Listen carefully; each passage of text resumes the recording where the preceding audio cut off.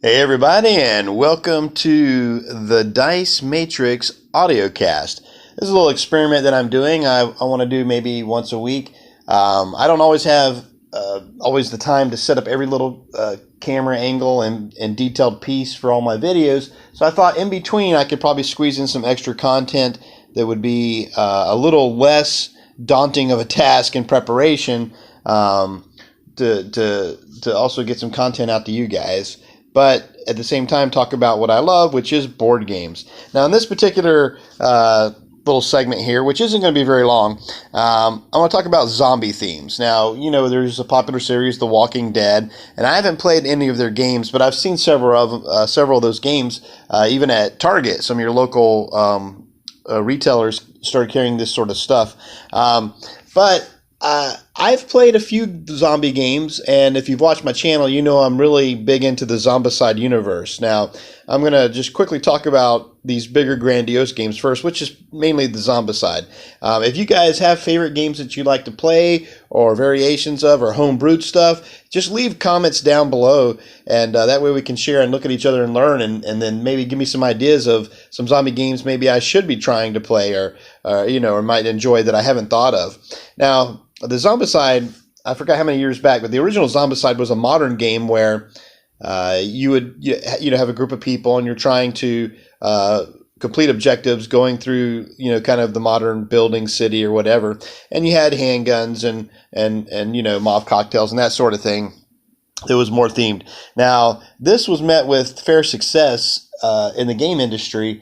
However, I've never played the original, but I have played the Black Plague once they dropped it to a medieval universe, being a big fan of my background of Dungeons and Dragons and whatnot, that I love this type of world where you have just a touch of like magic enchantments, and then you have, swords and crossbows. And I mean, that just really hit my wheelhouse. Now, I have read that they made an improvement from the original Zombicide about the targeting priorities, where you no longer have to hit your teammates first in a zone with a ranged weapon, but only upon a miss that they would get hit, which was a great improvement.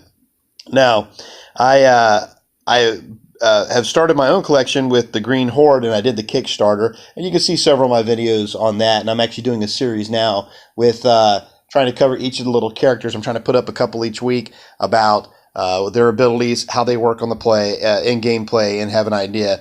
And it's funny, too, because I noticed, like, I go to BGG, the Board Game Geek site, a lot to see like exactly how some of the abilities are played, because I've noticed when you play some games and they're translated into English or vice versa, there is some interpretations. Even the basic rules, especially me, I was 20 years, a Magic player, and it's easy to look at a card and think you interpret it a certain way, the way that it works, but yet maybe the definitive makers have a different ruling on it. But in Zombicide, there's a lot of questions where there's people who played a lot and they're pretty, feel like they're a pretty good authority, but sometimes you never really get 100% clarity, so you have to house rule stuff. So I was wondering if you guys like house rule a lot of your own things. I have made a few house rules myself. I try to play what I feel is most accurate to the rules, but at the same time, you just have to make a common sense house rule so everybody has fun. Because in the end, you want everybody to enjoy playing games, even if they're tough and you don't win. As long as people are feeling like they have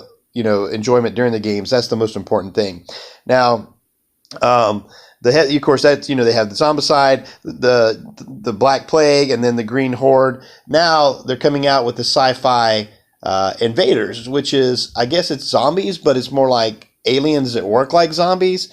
I've watched some of the Kickstarter. Now the good news is my friend Wash, or that's what his nickname is, he is actually got the Kickstarter for that. So I will be able to film the unboxings and all that sort of stuff when he gets it. And the bonus is, me being over here in the East Coast of the States, is I get my stuff sometimes a couple of weeks before the West Coast. So it gives me a chance to share the content with you guys so we can, ramp up the excitement about what's going on. And unfortunately, my budget, I couldn't afford Invaders myself. But the nice thing is, luckily, I have a friend that is going to get that, and he's going to get a ton of the extras. So I'm pretty excited about being able to show that to you down the road when that finally comes in. But Invaders is the space-themed, Zombicide Invaders, the space-themed game that will allow you to play kind of basically two different types of survivors or heroes, where supposedly one is more military oriented, where they'll be better at actually killing, and other ones are scientist oriented, which probably will help you better with the searching or dealing with problems like that.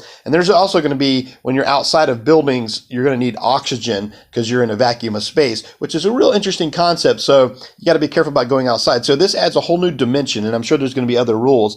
I need to look a little deeper into it, and we'll talk about in the future as that Kickstarter gets closer to coming to close and getting made. But I'm pretty excited about that. You know, all things Zombicide for me pretty much. But right now, my favorite wheelhouse is in the fantasy world. I love fantasy and sci-fi games, so I think that, you know, I'm still going to be a Black Plague and Green Horde lover of those particular things the most, but we'll see. When Invaders comes out, I might just change my tune and go, man, this is really rocking it. And it just, you know, they're all good. I'll play any of these games. But as for now, you know, I'm still the medieval fantasy world junkie that's winning me over right now. A few other things I want to talk about. These are lighter games. If you have people that, you know, this will be a gateway game, and they've sold this at like Target and Walmart before, but it's called Zombie Dice. And I think they've even featured this on Will Wheaton's Tabletop before. But basically, it's a bunch of dice, and it's basically a pusher luck game. So what you're doing is you're rolling a bunch of dice, trying to collect brains before you get shotgun blasts to the head. So you're taking on the role of a zombie, but you know, it's basically like, you know, you're trying to collect these before you, so you're taking a risk. Do I collect these brains, or do I go ahead and just keep pushing my luck and see if I get blast to the head? And if you get, then you lose all your brains that you've collected for that turn. And I think the first one to collect like 10 brains wins. It's been a while since I've played it, but my buddy Conrad, who's a contributor to the Dice Matrix, he still owns the game, and he'll bring it up every once in a while, and we'll do it because it's a very fast, quick party game, and it's a great way to get people into it that's light themed, that they don't have to worry about too much because you're just chunking dice and very easy decisions. Another game is, in the Flux world, they make a zombie Flux game. And zombie, overall, I love in games the zombie theme. I may not be the biggest fan of every zombie movie because I'm very particular on how I like my zombies, but the zombie Flux game plays so uniquely different from the other Flux games. And if you're familiar with any of the Flux games, it's a very chaotic, random. You can try to plot how you're going to win the game, but there's probably only about 18% skill, because you can make your best plans, but at any time somebody can flip over a card that will just wreck your whole plans or just change everything around just when you think you have it locked up. So, but if you like the chaos, that works great, and especially in the zombie Flux game, because in zombie Flux, well, in regular Flux, basically you have like 3 creepers per game, and those are like little bad cards that keep you from winning the game until you dispose of those things out in front of you.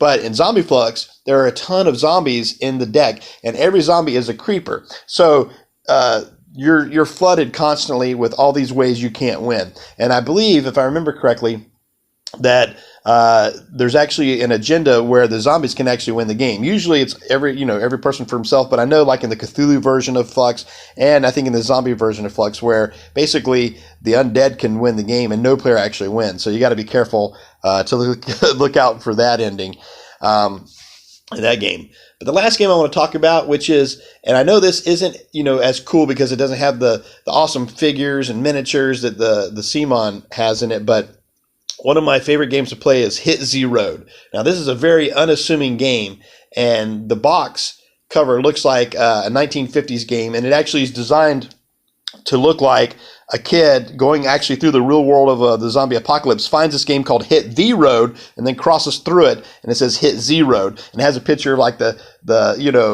classic America, 1950s car in the family, and people are like waving, down the road, artwork on it, and everything inside the game, even the cards that you use in the game, look like that they were built, the backsides were from other cards that he had picked up along his journeys. And so that's the brilliance of the game, is you're actually following this kid's journey within a game that he made supposedly while the zombie apocalypse was happening.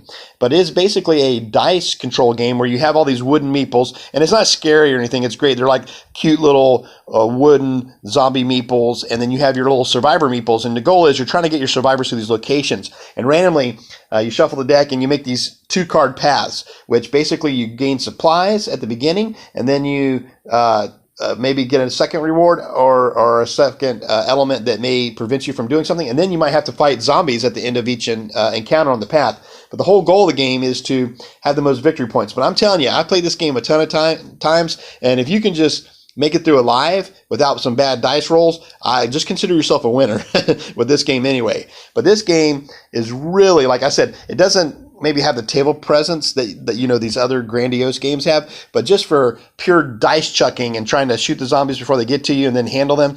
Also, the best part of that game is management resource, because you have bullets, you have adrenaline, and you have what's the last thing I'm thinking of here? You have these like bottle caps. You have the adrenaline, the bullets, and I don't know why I'm blanking on this other third element that you need. Gosh, man, my brain's going crazy. But anyway, you have to bid these three things to see where you go, because once the paths are laid out in front of you, each player will bid to see which path they want to go down. And some of these paths are really nasty and you don't want to go. So you have to actually pre-bid on a supply track. And if you win the bid, even if you lose the bid, no matter what you bid, you have to pay those supplies. And those supplies actually help you. Adrenaline will save your people. Bullets will shoot the zombies before they get you. All right, the last one was gas. That's right, the red ones. So gasoline. And gasoline, you can pay 2 gas and just kind of skip an encounter. Now, you don't get any victory points for it, but it can save your life. Because in this game, you can have player elimination and you can die. I've seen somebody die actually in the first turn because they were kind of reckless with their supplies. But anyway, a super fun game. But anyway, I'm just going to kind of make this short and wrap it up. But please, guys, tell me what kind of zombie games that you like to play. What's your favorites? What games should I be playing? And tell me if you like or hate this audio version. Now, I know this is very simple. I'm kind of doing this all with my cell phone right now. But eventually I will, down the road, hopefully get some better audio equipment. And I'm going to try to make some more of these audio casts. Like I said, this is just kind of a test, so hopefully you don't hate it too much. I appreciate your time, energy, and kindness. Until next time, my friends, keep the dice rolling.